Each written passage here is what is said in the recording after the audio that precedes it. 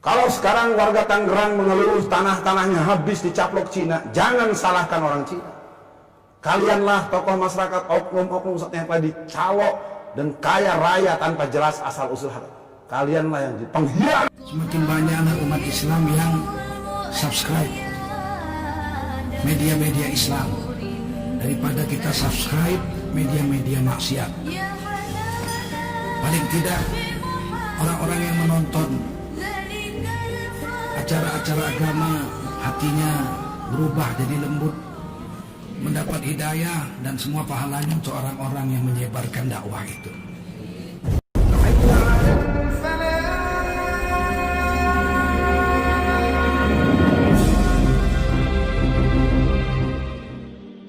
Kasus Tangerang, saya di Tangerang ini ketua majelis syuro seluruh masjid Tangerang Raya. Saya betul-betul merih, habis dari ujung Pamulang Tangerang Selatan sampai Tanjung Kait Tangerang Utara sudah 84% sertifikat tanah di tangan orang Kristen dan Cina.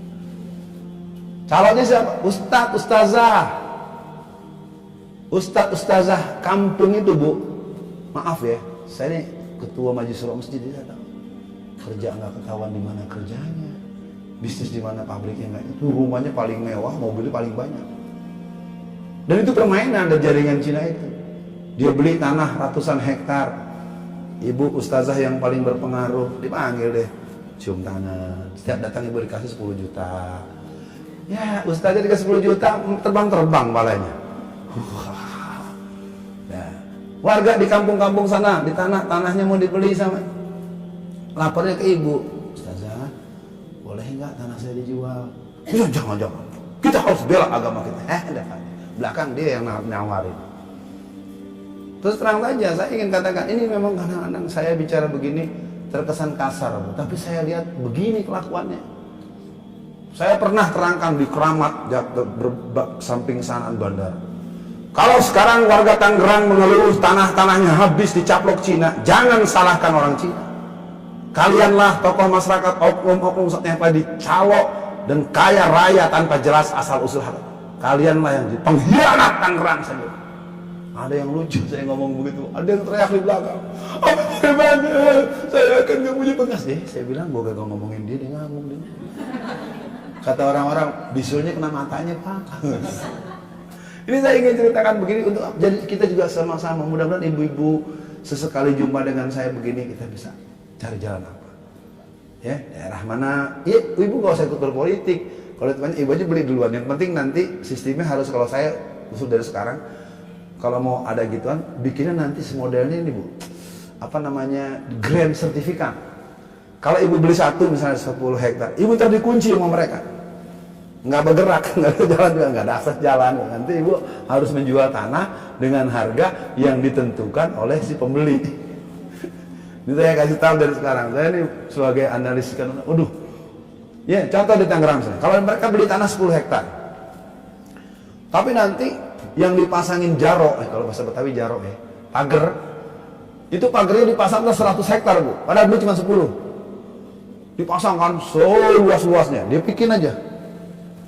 Nah, orang Cina, orang Kristen itu kan dia merasa diri superior. Ini ditanamkan memang. Saya kesel ibu-ibu ya. Saya kan, menurut ibu-ibu, orang semodel Alfian Tanjung ada tampang pengemis nggak ya?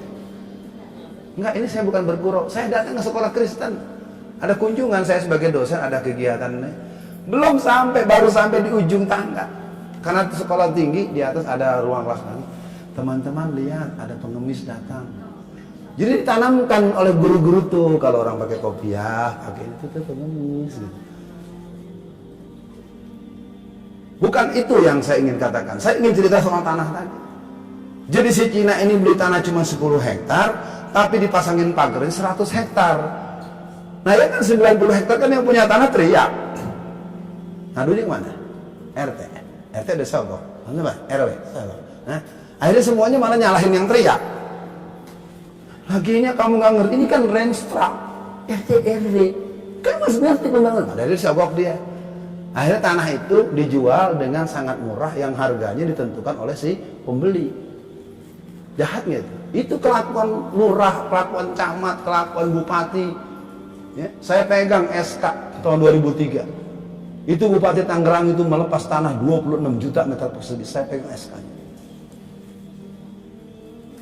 Jadi ketika kemarin suami dari Ibu Airin ditangkap, ya, kemudian lalu saya dengar begitu, wartawan nggak tahu saya, Bang, Wawan ditangkap. Alhamdulillah. Kok alhamdulillah, Bang? Dia yang ngabisin tanah-tanah warga Tangerang Selatan. Masyarakat diancam, datang pemuda pakai iketan, la ilaha illallah, pakai golok. Ibu ini punya tanah. Emang nggak ngapain duduk doang, pakai golok gini-gini kan? Deg-degan ibu. Tanah seberapa hektar? Nanya doang. Habis nanya ujung-ujungnya suruh jual. Nanti harga belinya tuh 650.000, paling tinggi 1 juta. Orang dia beli nentuin sendiri harganya. Saya ingin katakan apa pada ibu-ibu semua? Sebetulnya terjadinya situasi yang membahayakan kita, penyebabnya adalah tangan-tangan yang selalu teriak sebagai putra daerah.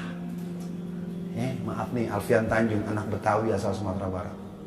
Saya memang harus teriak begitu karena kekalahan kita 2012 karena putra-putra pribumi Betawi yang pengkhianat, membaligot kelas papan atas jadi jurkam Jokowi Ahok semua. Saya ingin mengatakan ini bukan saya sok berjuang, tapi memang bukan musuh yang hebat, mental pengkhianat, seolah-olah mentang-mentang dia dianggap tokoh masyarakat disuruh nurut sama dia, padahal di belakang dia bermain curang. Jadi sekali lagi buat Jakarta, benteng kita tinggal tunggu tanggal 19. Kalah kita, tahun 2024 seluruh muslim di tanah Betawi akan diusir dari Jakarta. Catat 2024. Beneran, saya bertanggung jawab dengan omongan saya karena ini merupakan kerja saya yang lama selama 30 tahun. Tapi memang kalau yang kenal saya sejak tahun 80, tahun 90-an, itu ya kalau ketemu saya, Alfian, gue mau kagak nyampe dah sama lu dah. So gue ngomong, lu ngomong dulu, orang pada nolak. Udah kejadian gini, gue ingat sama lu terus. Ya sekarang saya buat ibu-ibu gak usah percaya sama saya, biarin aja nunggu kejadian, Bu. Nah, mudah-mudahan ibu menangkap di situ ada pesan penting yang saya nyatakan di kalimat pertama. Biar tahu loh Bu ya, di masyarakat itu jadi punya mantu PNS tuh, apalagi di Jakarta. Jakarta ada TKD-nya. TKD itu tunjangan kinerja daerahnya. Dia itu murid saya, UHAMKA, tamatan matematik. Saya panggil saja Fulanah ya, enak sebut. Kamu udah kerja? Udah. Manggil saya Kak Alfian. Sudah Kak? Udah dapat SK? Sudah. Gaji kamu berapa sebulan? 12 juta. Kalau di Bekasi, ya tetap aja 4 juta. Iya makanya. Saatnya gini Bu ya, saya ingin katakan dulu bahwa pembincangan kita hari ini lebih berdimensi kesadaran situasi, dan kita boleh juga melakukan pilihan peran mana yang akan kita ambil. Karena sekarang kalau boleh kita bilang, ibu-ibu semua pasti ya saya tahulah di sini bukan orang-orang yang saya bilang tadi. Tapi kan kisarannya hanya menyelamatkan aku, suamiku, anak-anakku saja. Itu aja. Buktinya saya bisa cerita nih gini. Bu, anak saya selesai loh S3-nya. Gitu kan, setiap ketemu cerita top anak selesai S3. Mau kemana lagi kalau selesai S3? Enggak kan? Ntar bulan depan, anakku udah kerja loh di BUMN, gaji 181 juta sebulan. Udah segitu, habis itu udah. Siapa yang membendung kristenisasi? Siapa yang membendung aneksasi Cina? Siapa? Nggak ada. Yang penting orang lain Habib Rizik, jangan asal jangan anak saya. Ayo semangat kan mendukung Habib Rizik kan, seneng kan maksud Alfian Tanjung kan. Yang penting jangan anak gua. Bukan di sini, di mana-mana. Karena mental yang penting keluarga gua aman, tabungannya ada, dana abadi keluarga ada, yang penting nggak kenapa-napa, jangan berurusan, jangan diborgol, jangan ditangkap, jangan diinterogasi, jangan panggil polisi. Pokoknya anak mama sholat malamnya rajin, hafal Quran, gajinya besar, istrinya satu saja, ya, anak jangan banyak-banyak, ya, yang penting kuliah sampai S3, yang satu nanti di Singapura, dari Singapura terus Inggris, dari Inggris ke Jerman, pulang ke sini nanti kerja. Maaf ya, saya anggap ini bukan saya mengada-ada, begini adanya. Kalau Habib Rizik sampai ditembak mati jeger, siapa yang akan muncul sekali berbeliau? Kalau saya dengan segala kekurangan saya sebagai orang yang sangat menguasai gerakan ini, Kalau saya tahu dibunuh. Ibu ada yang minta, Bu, kita perlu bahas nih gerakan PKI bangkit. Alfian ditembak mati. Ibu menyebut nama siapa kalau suruh anak muda yang ngomong? Pusing kan? Karena emang gak ada. Kalau tafsir banyak ahli tafsir. Fikih, qori. Ini juga sebenarnya saya dimarahin, kan saya udah cukup tua juga.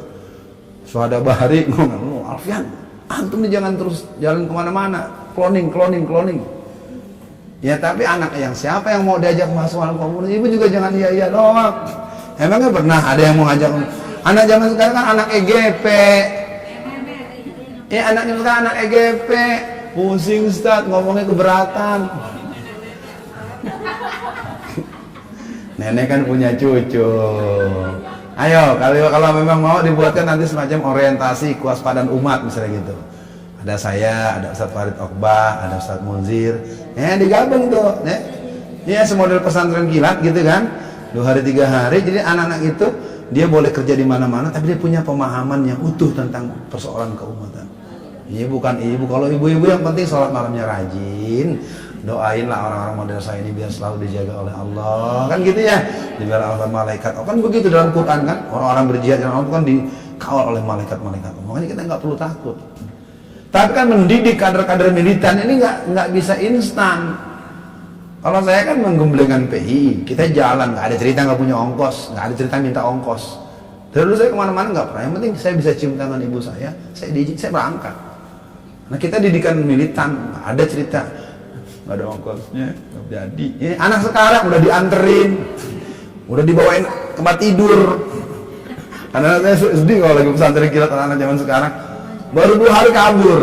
Nggak betah mah nggak ada AC-nya. Ya lo ada pesantren kilat 1000 AC aja. Ya. Oke, boleh. Itu yang kedua. Jadi yang kedua ini memang harus jadi perhatian. Bagaimana kita juga kembali menumbuhkan semangat untuk tidak menjadi pegawai. Jadi pegawai itu hukumnya mubah. Saya nggak bilang enggak loh ya, jangan salah paham Bu ya. Saya nggak bilang karena suka ada yang salah paham. Ustadz Alfian tuh anti enggak.